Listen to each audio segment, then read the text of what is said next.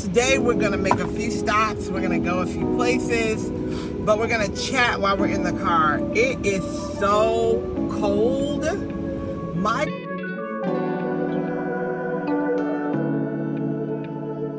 Oh my gosh.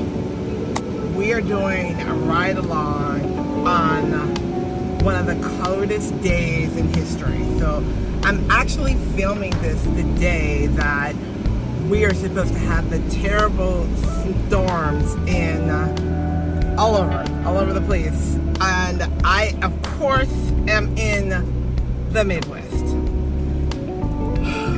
So yesterday we went out and we got stuff that we needed, but of course, there are things that I still need, so I have to go out and get them. So today we're gonna make a few stops, we're gonna go a few places, but we're gonna chat while we're in the car. It is so cold. My car says it is 18 degrees right now. And I have a tendency to believe it's colder than that. As you guys can see, I am still sitting in the garage right now.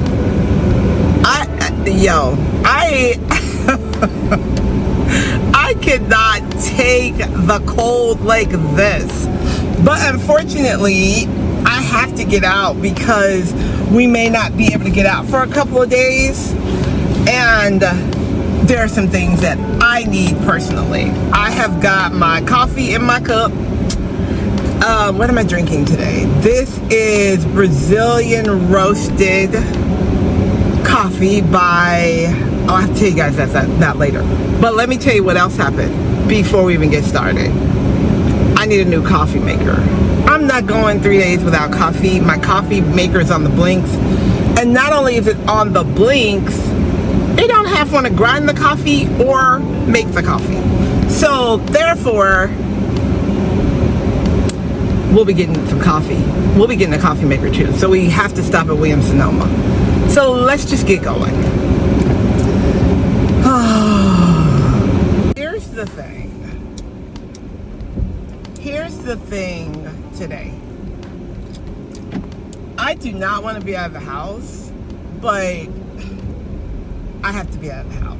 And as you can see in the back here, you can see my basket with stuff in it just in case of an emergency. I always keep that in the trunk usually, but I brought it up to the front today because you just never know. And I have blankets in my car because it's really, really cold. Okay, so what I want to do with these ride-alongs, since you guys seem to like them so much, is I want to answer questions. So I want to answer you guys' questions today that you send me. And so I want to answer you guys' questions that you send me. And sometimes the best time for me to do that is when I'm in the car and I am rolling. So let's get started. The biggest questions that I've gotten recently is about affirmations and about saying affirmations and feeling as if you are just saying something and it's not clicking. And as you guys know, I love affirmations. My book, I Deserve What I Desire, is filled with affirmations and why affirmations work and how they work. The thing about changing your mindset is making sure that you are calling in, focusing on only attracting the things that you desire. Okay, y'all, give me a minute to get myself together. I am so cold. Oh my gosh. I just went in and picked up an order because it's all in the back. They were too busy to bring the order out because people are freaking out because we're supposed to have this really bad storm.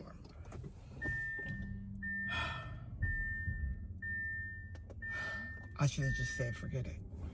The interesting thing is I'm recording this video. You guys won't even see it when it's storm time, but just know that it's cold. Now my car says it's 10 degrees because it's been sitting outside. Okay, let's go. Let's go run this last errand and then we are out. Okay, all right, so I want to talk to you guys about affirmations. So let's talk about that really quick. Affirmations. When you think about affirmations, think about I am wording, right? And it may not feel good to you when you first start it, because when you're saying things to yourself that you're not used to saying to yourself, the first thing your mind says is, oh, that's not true, right? Your subconscious says, that's not true. But really, it is true. You've just been in the dark about it. The thing about affirmations, and I write about this in I Deserve What I Desire, my book, I Deserve What I Desire. If you guys don't have it, it's on sale on Amazon right now. You should get it. The thing about affirmations and reprogramming the mind that makes it so powerful is whatever you say to yourself becomes the truth. So all the negative things that you've said to yourself over your entire life right now are the truth. So if all the negative things that you've said to yourself, you are now living, why not start saying positive things to yourself? The key about that is to be consistent in saying the thing. No matter what it looks like at that moment, you have to keep saying it. So we say negative things, and we say negative things constantly, but we never stop and think, well, this is why my life looks like this right now, because I'm saying all this stuff over myself. I know you guys are familiar with self-fulfilling prophecies. Every word that you speak becomes a self-fulfilling prophecy. Every thought that you think is a seed that grows into your life. So this is the best way that I would tell you to do affirmations, right? First of all, I would find an affirmation track that I like. I personally use my Wealthy Woman meditations every morning and at night. I turn them on and I have them on loop. So all night long, I'm listening to myself speak positive things over my life. So that's one thing that I would do. The other thing that I would do is in the morning when I'm getting ready for my day, looking at yourself, the eye-brain connection is so powerful. So I would look at myself in the mirror and I would speak affirmations over my life. Even if you have to put them on your mirror so that you can remember them. And sometimes when you're new at this, and depending on how long you've been in this darkness of negativity, because it's dark sometimes, I get it. It's either going to be hard for you to look at yourself or it'll be easy. When we speak good things over our life begins to mimic that, right? So let me tell you a story. Yeah, I know I got a story, right? Let me tell you a story. When I started my business, I had been working in corporate America for so many years. So I was very robotic in how I worked. I got up at a certain time. I went to work at a certain time. I worked, I went to lunch. Everything was very robotic about how I was living my life at that time. I had to believe, first of all, that money could come from anywhere. That my job was not my only source of abundance, because I did not have the job anymore. So I wasn't looking at what my husband had, what, family members could help me with. I had to figure out that it was okay for me not to work hard, not to work robotically, and to trust in sources beyond a weekly paycheck. I tell you today as a wealthy woman that a check from an employer every 2 weeks is not going to make you rich.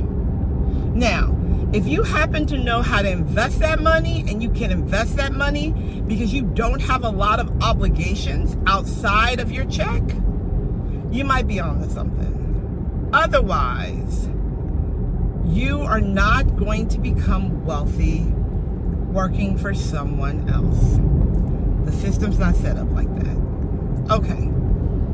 For me, what I had to do was understand that I could attract and manifest money from anywhere and everywhere.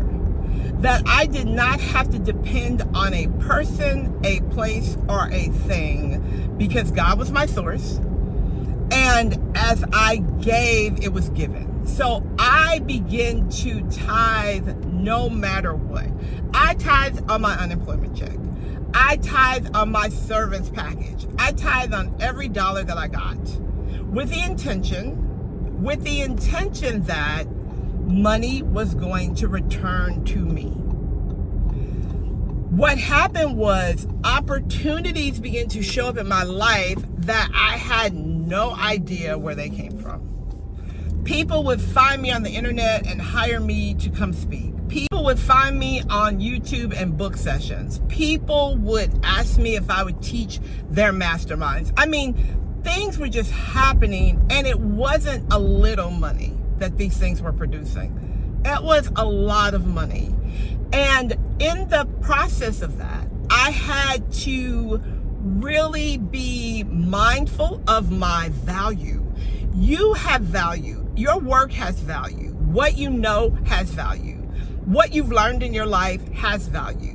What you're teaching has value. What you do has value. And once you realize that it has value, you realize that you are valuable, right? To those people who need you, you are valuable. And when you begin to operate from a point of understanding that I don't have to wait for a paycheck, I don't have to move according to how much I make at this job. I am wealthy, and wealth flows to me, and money flows to me constantly. Now, in doing so, before I got to that level, I was working all the time. My honey would walk by the door back then and be like, all you do is work, Fran. All you do is work. All you do is work. That's it. That's all you do is work.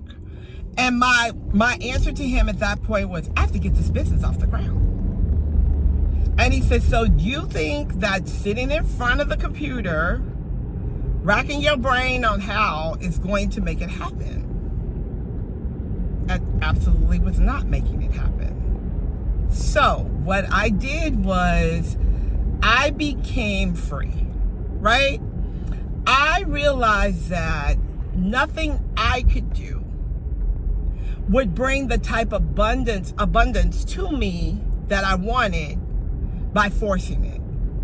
But what I could do was trust the process, believe in what I know to be true, which is God is my source, believe in everything that is given returns to you 1,000, sometimes 1,000,000-fold. And I started speaking those things over my life and my business. I would never work in my business without speaking things over my business. I would never present an offer, do a YouTube video, nothing without praying and speaking intentionally over my business. When you apply things to your life that are tried and tested, right? I can teach you what I know because I have done it. Everything that I'm telling you, everything that I'm teaching you are things I have done in my own life. Nothing that I'm telling you, nothing that I'm teaching you is something that I have not done. I've done it. I've created more than 4 businesses that are extremely profitable. I have employed single mothers who could not find a job. I've done so many wonderful things in the world with my wealth. And that makes it all worth it to me. Being able to help someone else acquire wealth, which is why I teach, which is why I'm on here talking to y'all right now. That is part of my purpose. And it was also part of my promise, is to help as many women as I can. And that's what I'm doing. You are valuable. There is something that you can do besides the work that you do every day on your job to create income. You have to step out of your comfort zone to do it. In order for you to be successful in anything, you have to get a little bit uncomfortable. And that is anything that you decide to do. You got to get uncomfortable and you got to get consistent. All right, so the other question was, I feel so stuck. I trust God and I believe in God in some areas of my life, and in some areas I just absolutely don't. How do I fix that? To fix your relationship with God, right? Sometimes we grow up with these impressions of who we think God is. We're honoring God, praying to God, and working with God from a point of what someone else has told us. We don't have our own relationship with God. When you have a relationship with God, you open the doors for communication and divine action from God, meaning inspired action, being led, being told that if you do this, it will work for you. When you have your own personal relationship with God, you will attract someone who is a mentor or a guide that will also have that type of relationship, who can guide you, not tell you what to do.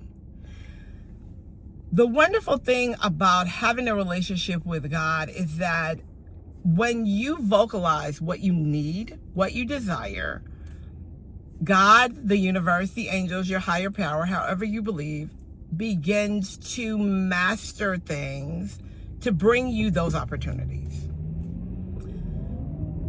I don't think I really get how you can trust God for some things but not for others if God has proven that he can do all things. So I think that a lot of times when we get hung up is that God will bless me with a job, but God won't bless me with money if I don't have a job.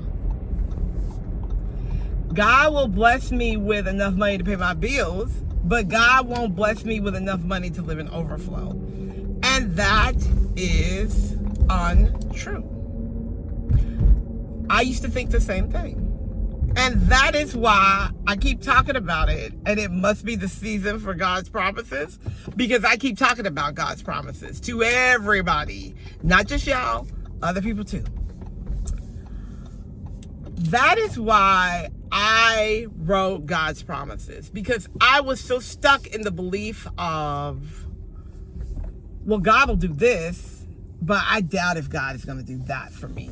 And that is so true. And it's somewhat of a, sorry, y'all. It's somewhat of a brainwashed behavior, right? Because you're taught that you can't ask God for really big stuff, but you can ask God for minimal things. And don't be greedy. And don't be begging God for stuff, because, just don't be greedy.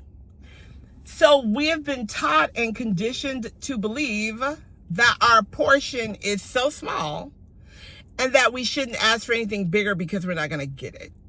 So you have to create the space to have that relationship with God. That is your relationship with God. That is you and God having conversation and you activating your faith and saying, these are the things that I desire, no matter what it is. Every day, I teach my mentees to write a list of desired outcomes every single day. It could be one thing, it could be 3 things, it could be 10 things. But every day, we write a desired outcome list of the things that we desire God to do for us that day. Things happen. So I'm going to encourage you to build your own relationship with God and get to know him for yourself, and then move forward from there. You will be probably very surprised at the things that he will do for you or do through you, because he can't do anything for you that he can't do through you. All right, y'all, I gotta run this store. I'll be back. I'm not taking y'all because it's cold and my gloves will be on. I don't want to drop my phone. Okay, so I just got the call in the store I just went into. As I can see, there's a table and a basket. Don't even ask. I just got a call from home that the coffee maker is done. So we will be going to Williams-Sonoma, and that will be our last stop. So I'm gonna talk about something that I don't feel gets talked about enough in the world of manifestation. And that is understanding that every single thing you do vibrates a frequency. We talk about feeling, we talk about the energy of knowing, we talk about all of those things, but we don't talk about the frequency that we actually carry. You hear people say things like low vibrational, high vibrational, good juju, bad juju, etc. But let's talk about our frequencies. The deeper we connect to our spirit being, the higher our frequency becomes to attract things. So manifestation is a spiritual thing, right? Cannot say it enough. Manifestation is a spiritual thing. Your frequency is going to attract. So if you are desiring to manifest something and you are vibrating at a low frequency, chances are you're not going to attract a high frequency thing. So you have to remember that things that you now have in your life has to do with the frequency that you carry. Spiritual frequency equals physical manifestation. Magic. It's not rocket science. It's simply the frequency of the things you choose to create in your life. This could be love, it could be health, it could be a better job, it could be more money. If you are in a frequency of poor, pitiful me, you're going to attract more poor, pitiful me experiences. Manifestation is spiritual. Why not approach it from the consciousness of, I am connected to everything that I desire. So therefore, everything I desire has to show up in my life. The frequency that you are on walking around this world, your spiritual frequency, because you are a spiritual being first, a human being second. The spiritual frequency that you are walking around on in this world is dictating the type of life you live. So if you feel stuck, nourish your spiritual connection. Are you spending time in the silence? Are you activating connection with your higher power? Are you asking your spirit team to assist you? My angels don't deal with nonsense. And okay, let me tell you something. My angels don't deal with nonsense. And they told me a long time ago, when we first started actively doing this work together, that they don't do nonsense.